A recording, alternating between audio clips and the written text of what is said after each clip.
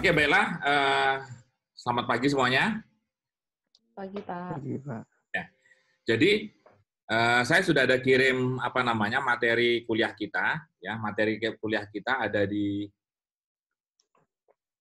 mana di Classroom. Ya, semoga kalian sudah melihatnya. Ya. Nah, kuliah kita kali ini akan berbicara mengenai fungsi produksi COP12. Kalau minggu lalu saya sampaikan video kuliah bagaimana kita menyusun fungsi produksi ya, untuk satu variabel input. Jadi hanya Y dan X ya. Y dan X. Nah, sedangkan saat ini kita akan mencoba yang COP12 ya, fungsi COP12. Nah, review sedikit yang kemarin ya. Kemarin itu kan contohnya ini. Jadi Anda bisa lihat layar saya ini ya, bisa ya. Jadi di layar ini hanya ada satu input dan satu output.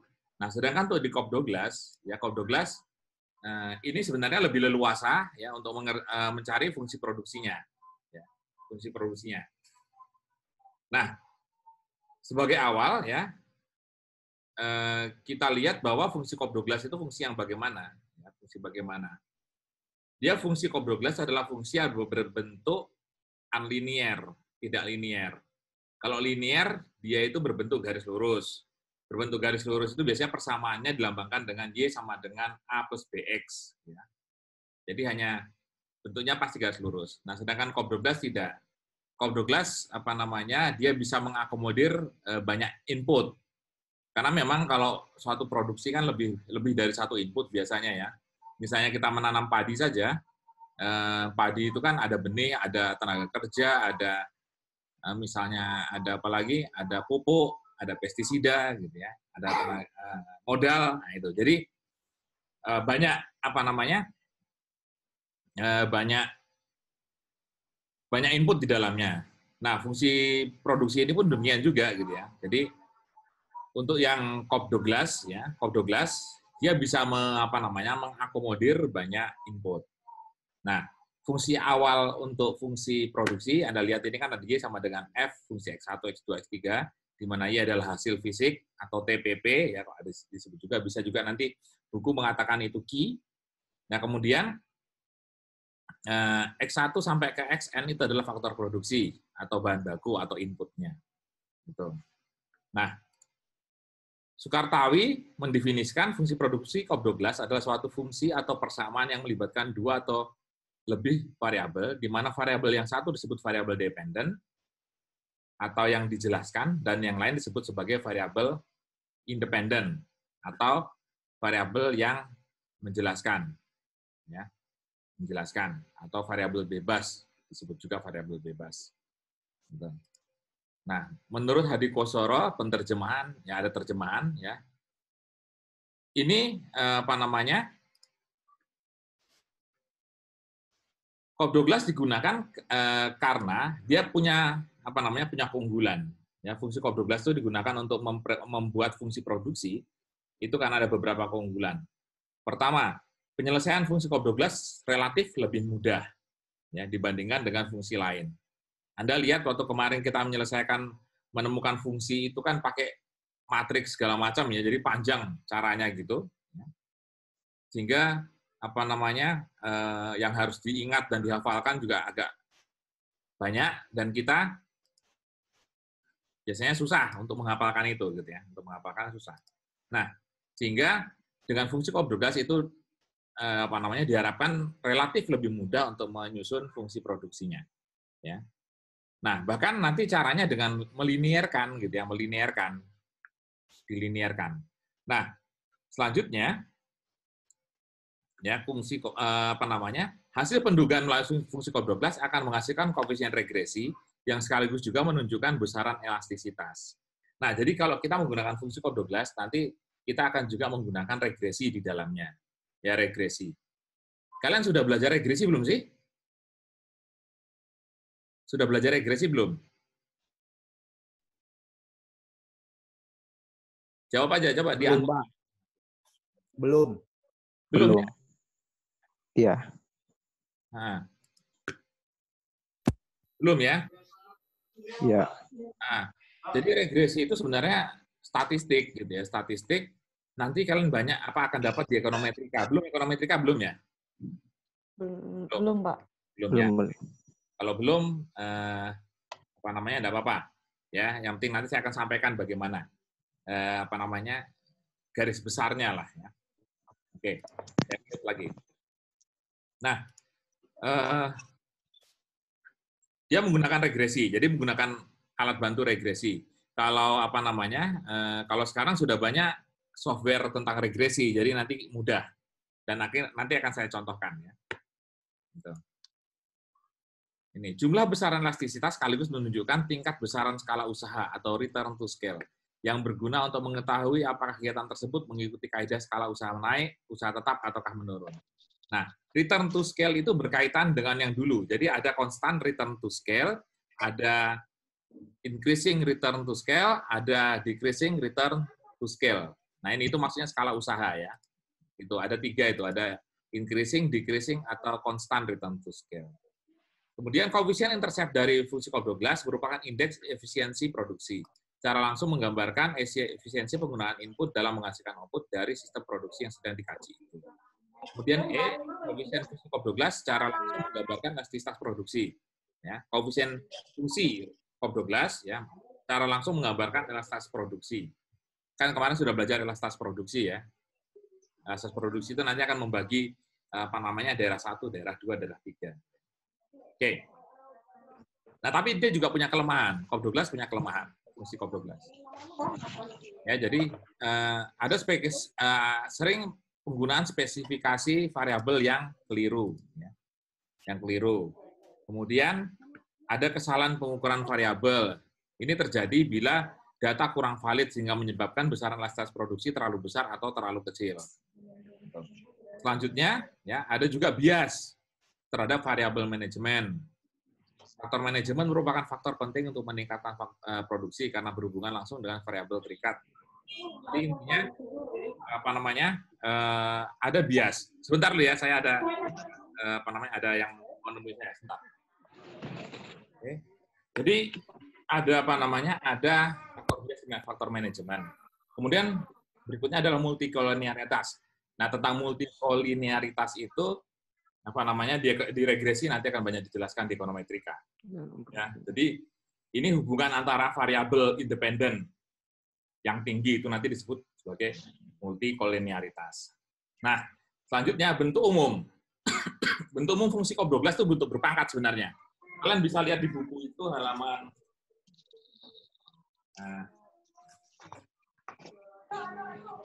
itu ada fungsi Cobb-Douglas depan itu.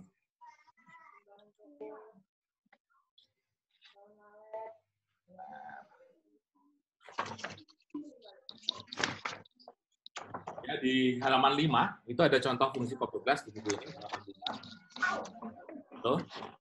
Nah, Cobb-Douglas. Nah, ini saya gambarkan semacam ini sama dengan theta lah, saya anggap suatu nilai disebut theta, L pangkat alfa dan M pangkat beta. Nah, jadi dia ini non-linear. Jadi kalau ada berpangkat begini gitu ya. Ini berpangkat begini namanya non-linear. Nah, tadi kan keuntungannya adalah cukup mudah untuk digunakan. Ya, dia bisa dilinearkan. Nah, jadi melinearkannya bagaimana? Melinearkannya dengan cara mengalihkan sistem dan dengan logaritma natural atau LN. Sehingga bentuk transformasi linearnya adalah ln Q sama dengan ln theta tambah alfa ln L. Jadi kalau ini ln L pangkat alfa, alfanya ke depan, tinggal ln L, B ln M. Nah, ini linear. Ya, ini fungsi linear. Dia tidak walaupun ada ln segala macam, tapi dia bentuknya adalah linear. Ya, keterangannya adalah linear. I adalah output, L adalah input. Ini tenaga kerja labor ya, dan M adalah mesin misalnya. Ini ada 2 input, labor dengan mesin. Nah, katanya adalah koefisien intercept atau indeks efisiensi atau konstanta, sering juga disebut konstanta. Ya. Alfa adalah elastisitas output. Ya, tadi kan ada menunjukkan elastisitas ya, koefisien regresi menunjukkan elastisitas. Nah, kemudian yang B, beta elastisitas output dari M. Yang tadi milik L, ya, alfa milik L, dan yang B adalah milik M. Ya, elastisitas elastisitas produksi dari input M. Ya. Oke, ini bentuk dasarnya. Nah, kemudian penyelesaiannya, ya, karena dia harus dirubah menjadi fungsi linear, maka persyaratan harus penuhi sebelum menggunakan persamaan tersebut. Jadi karena dia dilinearkan, maka ada persyaratannya, gitu ya. Persyaratannya. Kemudian pertama, tidak ada nilai pengamatan bernilai 0, ya, sebab logaritma 0 tidak ada hasilnya. Jadi dia tidak boleh nilainya 0. Jadi punya input 0, tenaga kerja 0, tidak boleh, ya, karena dia logaritma dari 0 tidak ada. Ya. Kemudian dalam fungsi produksi, perlu asumsi bahwa tidak ada perbedaan teknologi dalam setiap pengamatan. Jadi dianggap teknologi yang digunakan sama. Kemudian C, tiap variabel X adalah perfect competition. Jadi setiap variabelnya itu ya saling berkompetisi dengan yang lain atau punya manfaat dengan yang lain. Kemudian perbedaan lokasi seperti iklim tercakup dalam faktor kesalahan. Jadi iklim itu tidak bisa susah diukur sehingga biasanya dimasukkan dalam faktor kesalahan. Nah, kemudian ada return to scale, ya, return to scale. Tadi kan ada konstan, ada apa namanya? Ada konstan, ada increasing, ada decreasing, ya. Gitu. Ini berkaitan dengan nilai elastisitasnya, ya. Jadi misalnya tadi persamaan ini tadi, jika alfa tambah beta, alfa ditambah beta itu sama dengan 1, ya. Nilai alfa tambah nilai beta sama dengan 1 itu konstan. Nanti kalau nilai alfa tambah nilai beta itu kurang dari 1 itu disebut decreasing. Kalau alfa tambah betanya nanti nilainya lebih dari 1, itu increasing, ya, increasing atau meningkat. Gitu. Ya, jadi ini kan, kalau dia kurang dari 1, itu decreasing, lebih dari 1 increasing, kalau sama dengan 1, dia konstan. Nah, ini penjelasan awal mengenai fungsi produksi Cobb-Douglas. Dan fungsi produksi Cobb-Douglas akan banyak kalian gunakan nanti kalau kalian menggunakan penelitian atau meneliti misalnya faktor yang mempengaruhi produksi padi misalnya gitu ya. Misalnya nanti faktornya adalah benih, tenaga kerja, pupuk. Nah, itu berarti kalian sebaiknya menggunakan fungsi produksi Cobb-Douglas gitu. Bukan cuma sekedar fungsi produksi fungsi linear biasa. Sebaiknya menggunakan Cobb-Douglas. Nah, selanjutnya ya di slide Anda ada saya berikan sebuah latihan. Ya, sebuah contoh soal. Nah, jadi ini plan pertama itu jadi tanaman pertama, kedua, ketiga, dan keempat. Produksi itu adalah tingkat produksinya, gitu ya. Labor adalah dalam jam, ya, jam kerjanya ada 700 jam, 651,8. Kemudian kapital itu modal yang digunakan. Jadi ini kan produksi itu adalah key-nya atau output-nya. Yang ini adalah input, ya, input labor. Kemudian yang ini adalah input kapital. Jadi ada 2 input di sini. Nah, kita akan coba membuat fungsi produksinya gitu ya. Fungsi produksinya bagaimana? Fungsi produksi Cobb-Douglas tentunya gitu ya. Oke. Nah, dari sini ya kita gunakan Excel, saya menggunakan bantuan Excel. Ya. Menggunakan bantuan Excel untuk membuatnya. Nah, gini. Jadi dari persamaan ini, nah karena tadi kita rubah menjadi bentuk yang ini ya, jadi dari fungsi ini fungsi kuadrat menjadi fungsi linear. Nah, maka saya akan membutuhkan nilai len Q, len L, dan len M. Gitu ya. Saya butuh nilai itu untuk digunakan, diregresikan nanti. Jadi, masing-masing production, labor, and capital, saya butuh nilai len-nya. Sehingga saya sederhanakan gitu ya. Q tadi yang produksi, L adalah labor-nya, K adalah kapitalnya. Saya transformasikan menjadi bentuk len. Jadi, 6,405 ini adalah len 605. Ya, kalian gunakan kalkulator LN ya. Len. Bukan log, yang ini len, logaritma natural. Natural. Dilenkan hasilnya ini ya. Ini. Nah, hasil len ini yang akan kita gunakan untuk untuk mencari fungsi produksi yang linear, yang linear gitu. Jadi ini kita perlu nilai len logaritma natural agar kita dapat menyusun persamaan linear Cobb-Douglas yang betul linearnya adalah ini kan gitu ya. Ini betul linearnya.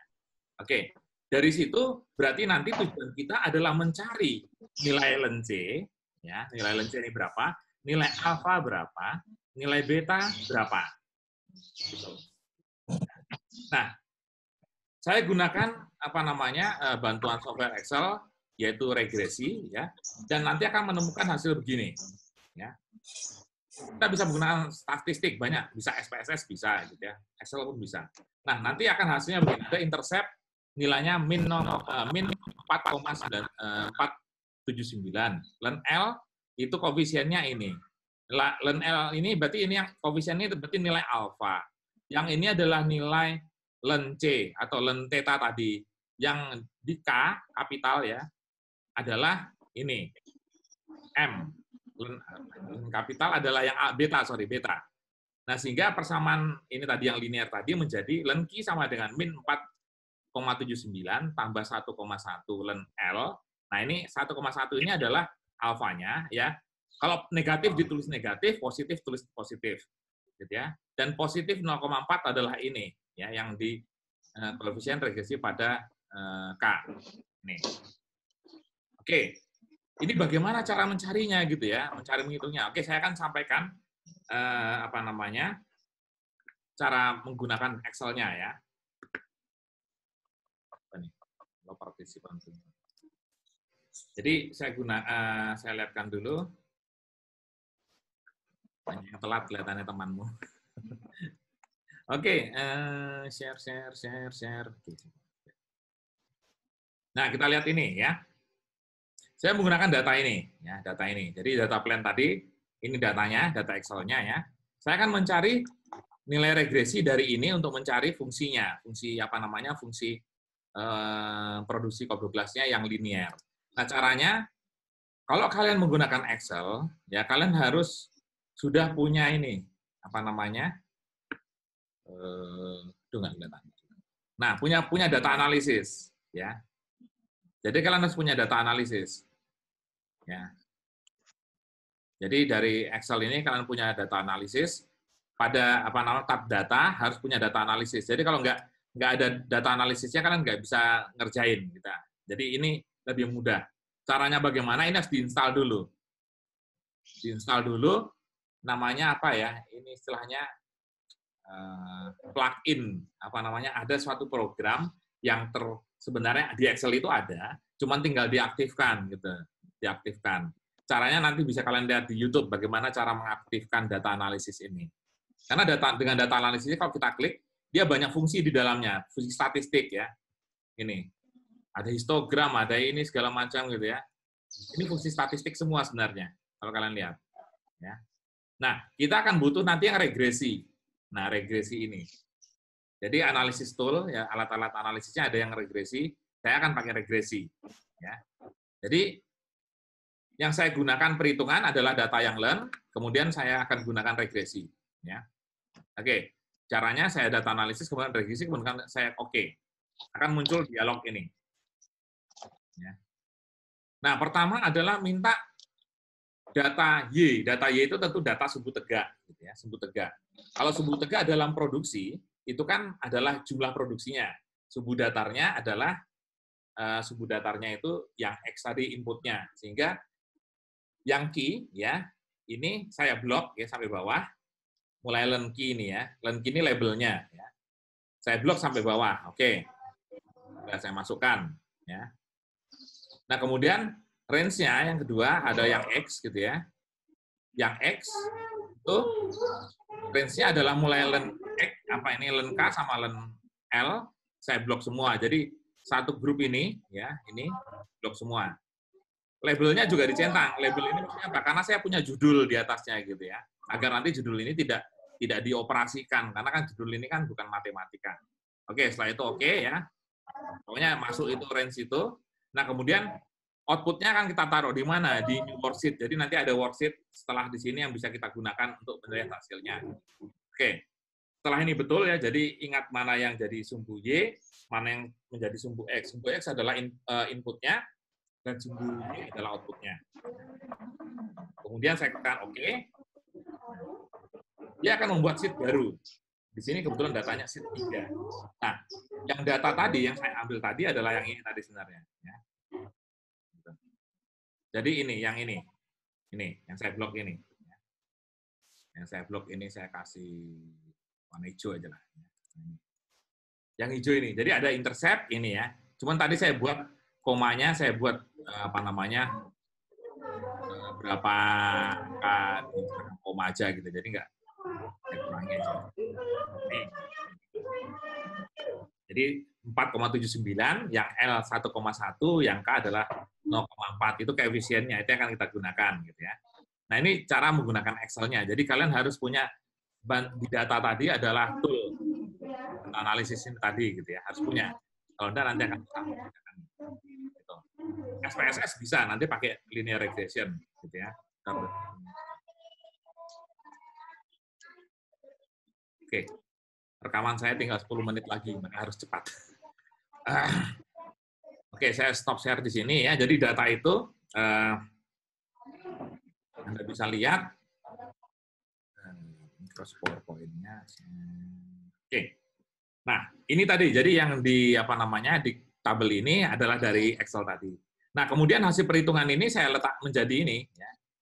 Saya masukkan ke dalam fungsi linearnya sehingga len Q sama dengan min 4,79 tambah 1,1 len L tambah 0,4 len K. Nah, itu. Jadi ini fungsi linear.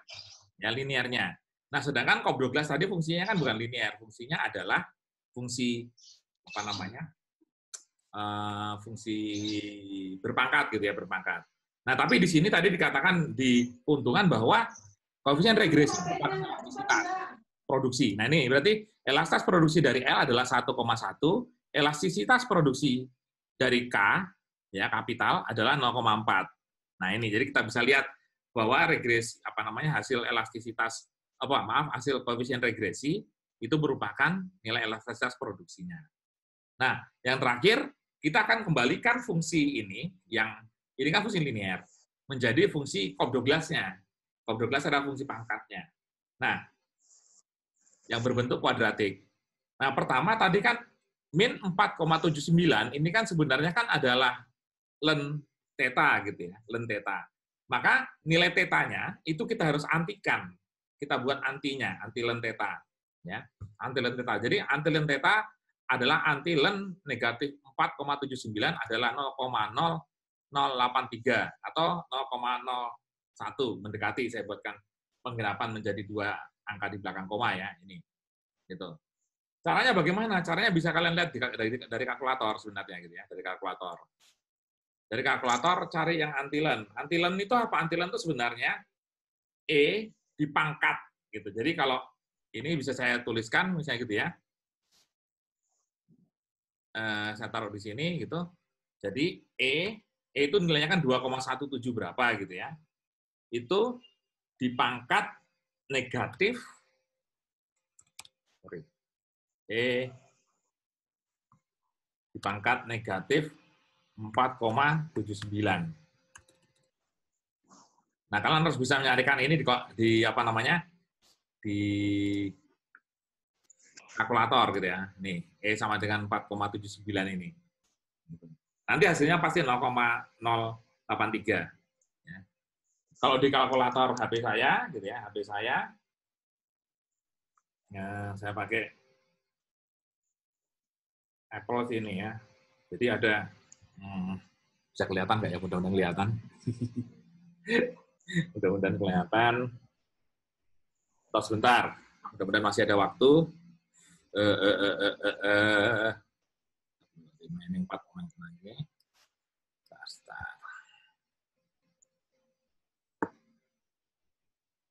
Start ini.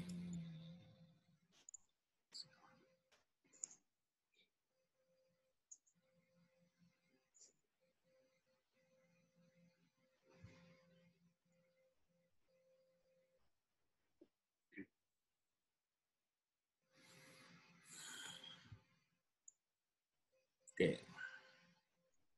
Di kalkulator.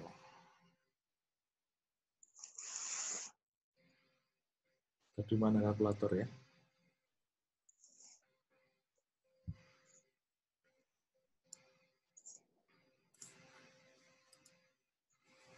Jadi saya cari kalkulator dulu. Kalkulator ini.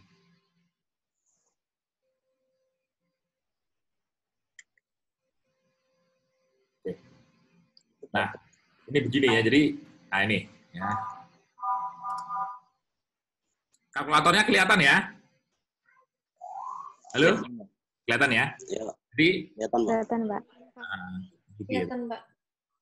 Oke, jadi kalau di kalkulator ini, gitu, di tempat saya, ya,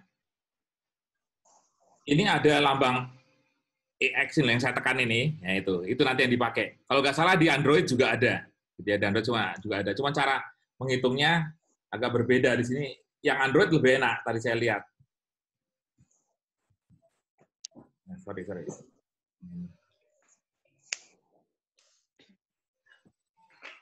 4,79.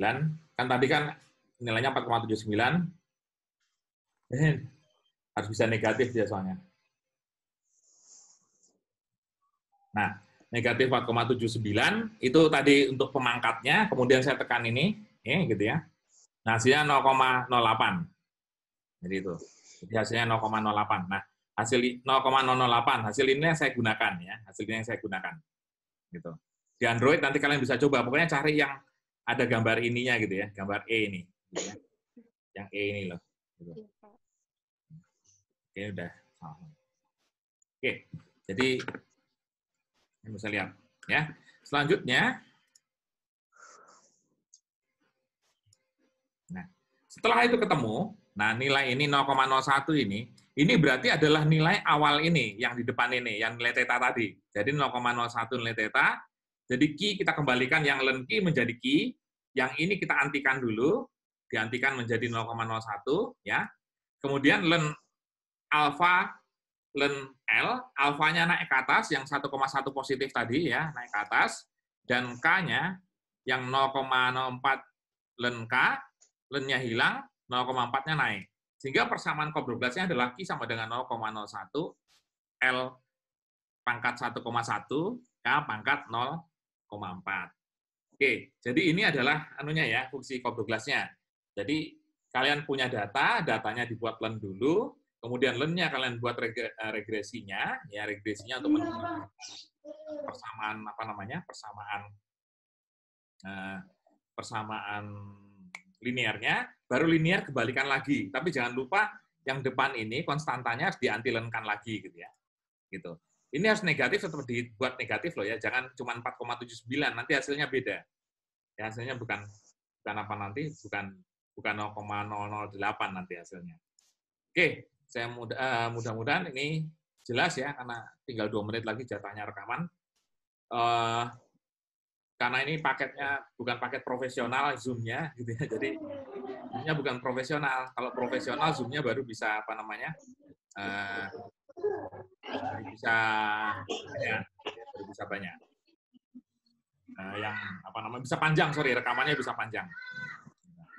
Nah, itu aja dari saya ya. Bagi teman-teman nanti yang belum bisa ikut join kelas ini, nanti bisa nonton rekamannya bisa upload lagi di Classroom. Rasa itu aja dari saya. Terima kasih banyak atas perhatiannya. Mohon maaf apabila ada kekurangan. Dan by the way, kalau nggak salah kalian ada subsidi 25.000 itu, ya toh, untuk Iya, Pak. Iya, Pak. tapi kalau model kuliahnya kayak saya ini pasti nggak akan cukup itu. Oke? Oke, terima kasih ya dari Beli saya. mie dapat bertahan hidup, Pak. Selalu. Semoga kita bertemu kembali dalam pertemuan kelas gitu ya. Dari saya, terima kasih. Sampai jumpa. Sampai jumpa. Sudah.